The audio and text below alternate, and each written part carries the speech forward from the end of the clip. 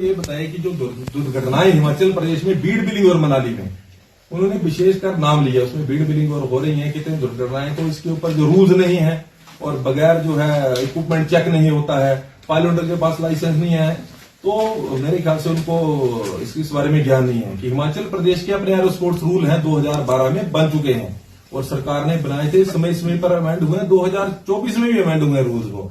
तो जो भी अगर टैंडम पायलट को यहाँ पे फ्लाई करने आता है, आप तो खुद सबसे बड़ी साइट है मनाली में, तो टैंडम अगर कोई पर्यटक आता है तो उसका इंडेमनिटी बॉन्ड भरा जाता है, रिस्क बॉन्ड।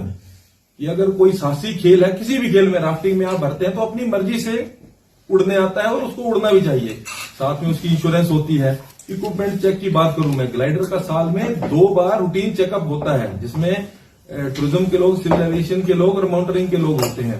तो उन्होंने ये, और एक मुझे जो दुख हुआ कि ऐसे यहाँ पे अगर दुर्घटनाएं हो रही हैं तो उनके ऊपर केस बनने चाहिए।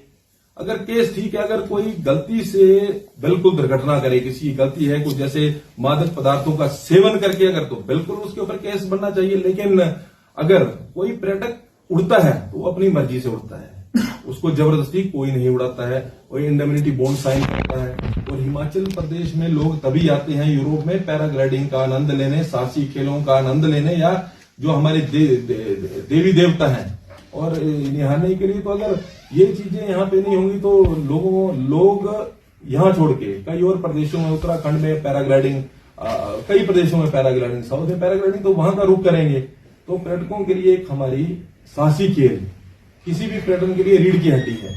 तो बिना तथ्यों के कि ये तो बिल्कुल जैसे एक ऐसा बताया गया कि इलीगल यहाँ पे हो रहा है, तो ऐसी बात नहीं है। मैं आपको बता चुका हूँ 2200 लोगों के लाइसेंस यहाँ पे बने हैं। अगर रोज 3 बार भी वो अपनी फ्लाइंग करते हैं, अपना परिवार पाल रहे हैं और गरीब बच्चे हैं, हमारे भाई हैं, तो उनको इनकरेज करना चाहिए जरूर। अगर उसमें कोई त्रुटि है लाइसेंसिंग प्रणाली में तो उसको हम सुधार सकते हैं। लेकिन कि अगर मैं आपको बता चुका हूं कि रोड में कोई एक्सीडेंट होता है, अपनी मर्जी से कोई भी ड्राइवर एक्सीडेंट नहीं करता है। अगर पायलट होता है तो उसकी अपनी जान होती है, उसके साथ पैसेंजर होता है।